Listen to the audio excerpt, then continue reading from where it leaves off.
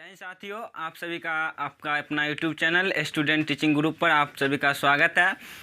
आज जो है हम बहुत दिनों के बाद जो है आप लोगों के लिए वीडियो बनाने के लिए चाहा और आज जो है हम आपके लिए बहुत ही इम्पोर्टेंट जो है सब्जेक्ट जो बायोलॉजी है और उसका भी एक बहुत ही इम्पोर्टेंट टॉपिक लेकर आया हूँ और वो है मानव में श्वसन अंग।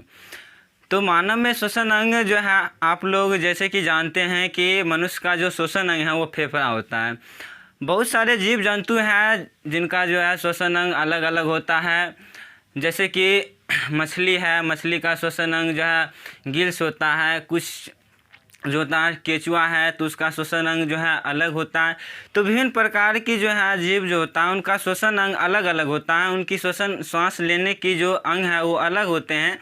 तो आज हम अपने मनुष्य के बारे में, अपने बारे में, यानी कि सभी जितने भी ह्यूमन बॉडी है उसमें सब में जो है फेफड़ा पाया जाता है और उसमें जो है फेफड़ा जो है किस तरह से काम करती है।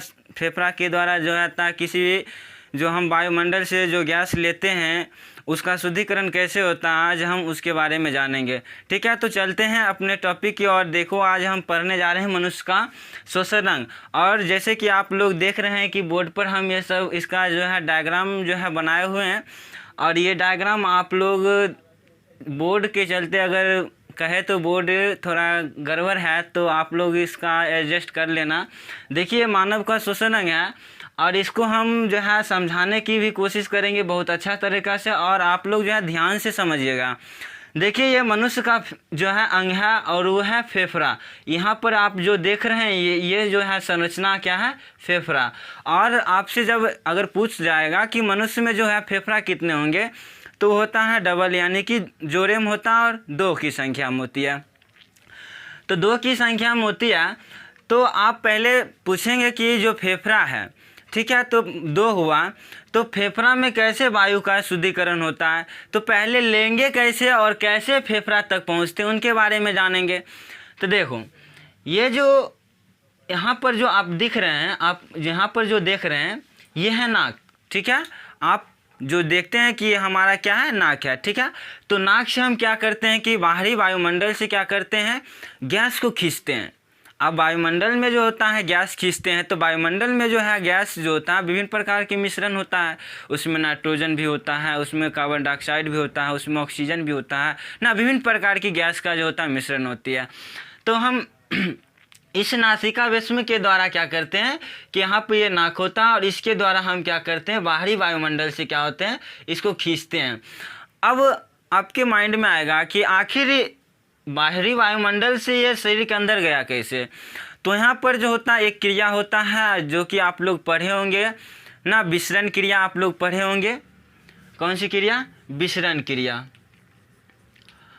अब विसरण क्रिया आप लोग पढ़े होंगे कि कोई भी पदार्थ के अणु जो होता है या कोई भी गैस की जो अणु होता है वह उच्च सांद्रता से निम्न सांद्रता की ओर गति करता है। कहने का मतलब वह जहाँ पे ज़्यादा होगा, अगर मान लीजिए कि आपको हम समझाए थोड़े से चित्र में, तो मान लीजिए कि 2 जो है पात्र है, ठीक है, और अगर हम इसको एक पाइप से कनेक्ट कर देते हैं और इसको भर देंगे और यहाँ पर जो है इसको आधा रखेंगे थोड़ा, तो इससे क्या होगा कि यहाँ पर से इस पाइप द्वारा इधर आ जाएगा पानी, समझाने के तौर पे कि यहाँ पर क्या है, ज़्यादा पानी है और यहाँ पर क्या है, कम है, तो क्या होगा, ज़्यादा से कम की ओर आ जाएगा।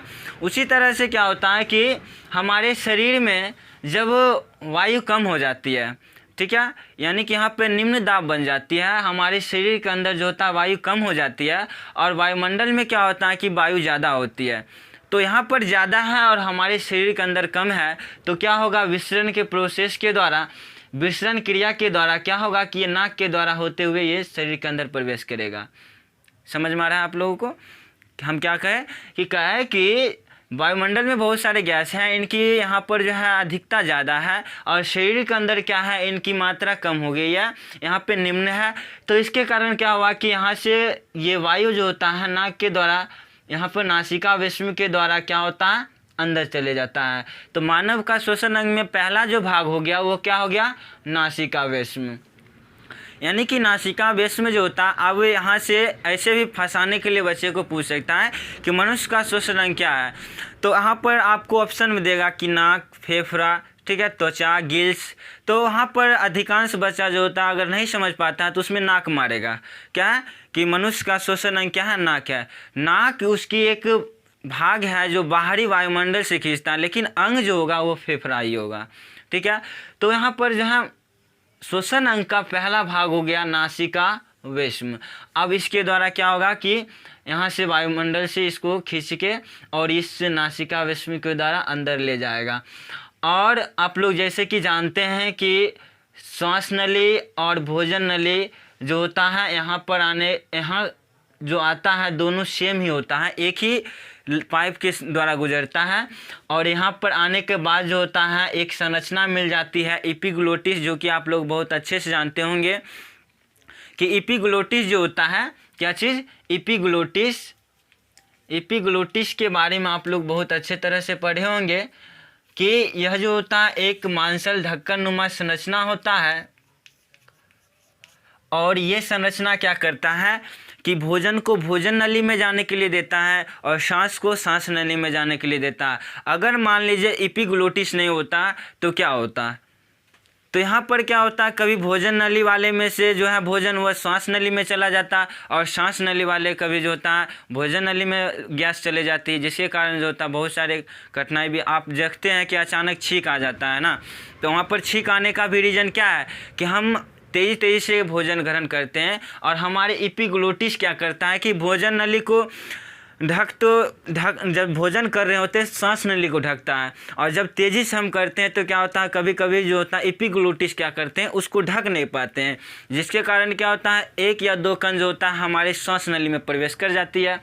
और यहाँ से सांस नली में जब प्रवेश करती है तो क्या होता है अचानक क्या होता है हमको छींक आ जाता है। यानी कहने का मतलब हुआ कि ये अलग पाइप में चला गया और यहाँ पर जहाँ अलग रास्ता में गया तो यहाँ प्रेशर मारता है और फेफड़ा जो होता है प्रेशर मारता है, जिसके कारण क्या होता है कि जो कण जो है श्वास नली में गया है वो क्या होगा कि नाक के द्वारा बाहर निकल जाती है। या कभी कभी बहुत इससे दुर्घटना भी सुने होंगे कि उसके खांसने से जो होता है कि चावल का दाना जो है मस्त ऊपर चला गया, फंस गया ना। तो छींक आने का कारण भी क्या है कि यहाँ पर एपिग्लोटिस है और एपिग्लोटिस का जो काम है कि यह भोजन नली को और श्वास नली को संतुलन बनाए रखेगा। यानी कहने का मतलब जब भोजन करेगा तो वह सांस नली को ढकेगा और जब सांस लेगा तो क्या करेगा भोजन नली को ढक देगा।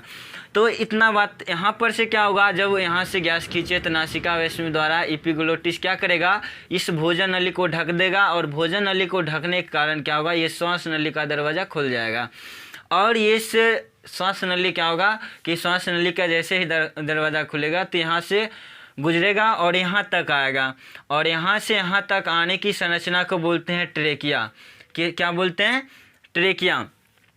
अब जो है ट्रेकिया क्या है तो यहाँ पर देखे होंगे गले पर यहाँ पर देखे होंगे कि उपास्थि का बना हुआ अर्ध वलयाकार संरचना होता है जिसको कहते हैं ट्रेकिया।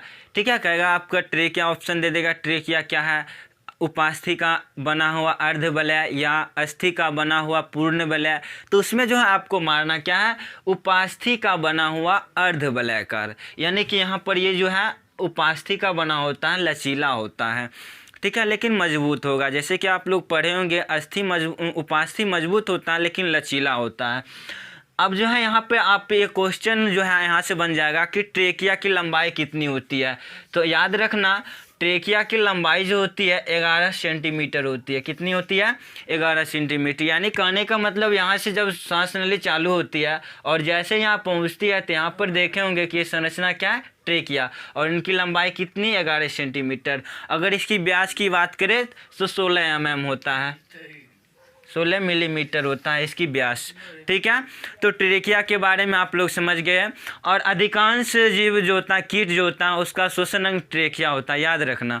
जैसे कि मनुष्य का श्वसन अंग फेफड़ा हो गया, मछली का गिल्स हो गया, उसी तरह से बहुत सारे कीट जो होते हैं कीट पतंग जो होते हैं उनका जो होता है श्वसन अंग क्या होता है ट्रेकिया, या ट्रेकिया को ही कहते हैं श्वास नली। ठीक है,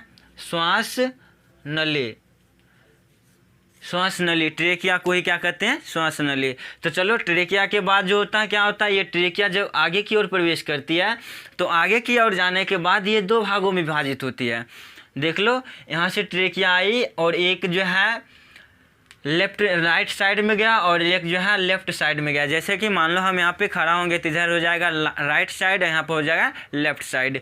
तो यहाँ पर जो है ट्रेकिया आगे की तरफ बढ़ा और 2 भागों में विभाजित हुआ और उस 2 भाग को क्या कहेंगे, तो देख लो उस दोनों भाग को कहेंगे ब्रोंक्स। क्या कहेंगे? ब्रोंक्स, यानी कि ब्रोंक्स कहेंगे। हिंदी में बात करें ब्रोंक्स का श्वसनी क्या होगा? श्वसनी कहेगा। श्वसनी क्या है? तो बोलेगा ट्रेकिया जब आगे की तरफ बढ़ती है तो वह जो होता है 2 भागों में विभाजित हो जाती है। एक जो होता है राइट साइड में जाती है और एक लेफ्ट साइड में जाती है। तो राइट साइड में जो जाएगा और लेफ्ट साइड में दोनों का नाम सेम होगा और उसको क्या बोलेंगे? ब्रोंक्स या श्वसनी। ठीक है।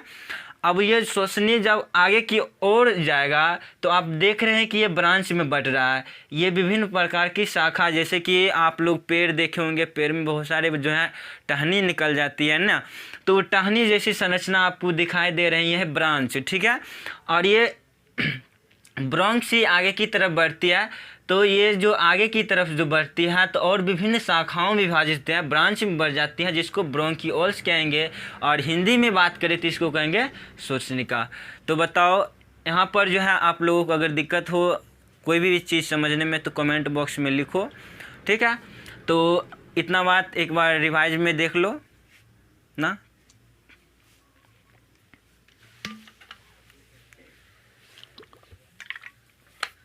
तो आप लोग देख लिए। अब आगे चलते हैं। ब्रोंकियोल्स के बाद जो होता है आगे की और संरचना विभाजित होती है और वो संरचना आपको दिख रहा है ये कि गुब्बारे की तरह। आपको ये दिखाई दे रहे हैं किस तरह से? गुब्बारे की तरह संरचना है और उस गुब्बारे की तरह की संरचना क्या बोलेंगे? वायु कोष्ठिका। क्या बोलेंगे? वायु कोष्ठिका। अब ये वायु कोष्ठिका क्या है? तो वायु और कोष्ठिका, जहाँ पर वायु का क्या होगा कि जमा होगा। अब जब हम यहाँ से शरीर बाहर से जो है गैस को खींचे हैं नासिका वेस्म के द्वारा होते हुए, ट्रेकिया से होते हुए, ब्रोंक्स के होते हुए, ब्रोंक्स के होते हुए और यहाँ पे पहुँचेगा और यहीं पर जो होता है क्या होता है? वायु का एक्सचेंज होता है। यानी कि वायु कोष्ठिका में क्या होता है, यहाँ पर से क्या होता है धमनी और शिरा आके जुड़ा हुआ रहता है। कि आप लोग जैसे कि पढ़े होंगे, ये धमनी का काम है कि शुद्ध रक्त का परिवहन करना और शिरा का काम है अशुद्ध रक्त का परिवहन करना। तो यहाँ पर क्या होगा? वायु कोष्ठिका से ही क्या होगा? विभिन्न प्रकार की धमनी और शिरा निकले हुए रहेगा। अब क्या करेगा? आप लोग जानते हैं कि शिरा क्या करता है? CO2 रक्त को लाता है। अब जैसे ही यहाँ पर CO2 वाले रक्त आएगा वायु कोष्ठिका में और ये 2 भागों में विभाजित हो जाएगा। और आप लोग जानते हैं कि जब रक्त में जो होता है CO2 मिला रहता है रक्त में, ठीक है, तो उसको बोलते हैं क्या चीज़? कार्बोक्सी यानी हीमोग्लोबिन जब अभिक्रिया कर लेता है CO2 के साथ तो कार्बोक्सी हीमोग्लोबिन बनाता है। तो वही कार्बोक्सी हीमोग्लोबिन यहाँ पे आती है और आने के बाद वायु कोष्ठिका में क्या होता है? 2 भाग में बढ़ती है। एक कार्बन डाइऑक्साइड अलग हो जाता है, हीमोग्लोबिन अलग हो जाता है। तो कार्बन डाइऑक्साइड की मात्रा हमारे शरीर में यहाँ पर ज़्यादा हो गई। ठीक है। वायु कोष्ठिका में CO2 की मात्रा ज़्यादा हो गई और बाहर में वायुमंडल में क्या हुआ? इसकी अपेक्षा क्या हुआ कि CO2 की मात्रा कम हो गई। तब क्या होगा? यहाँ पर जो है ऑक्सीजन जो है धमनी के द्वारा ले लिया जाएगा और शिरा के द्वारा जो कार्बन डाइऑक्साइड छोड़ा गया है वह क्या होगा कि इस रास्ते होते हुए पुनः ये जो है नासिका वेस्म के द्वारा वायुमंडल में बाहर चले आते हैं। और ये जो पूरा प्रोसेस है इसी में जो होता है मनुष्य का क्या होता है? श्वसन अंग। और इसके बाद हम पढ़ाएंगे कि जब यहाँ पर धमनी और शिरा में मिल गया तो किस तरह से पूरे शरीर में ब्लड गया और कहाँ पर जो है किस तरह से संरचना यानी कि इसका काम क्या हुआ, फिर कैसे पूरे शरीर से CO2 जो है बाहर आया। तो आगे अगले वीडियो में हम बात करेंगे। तो जय हिंद।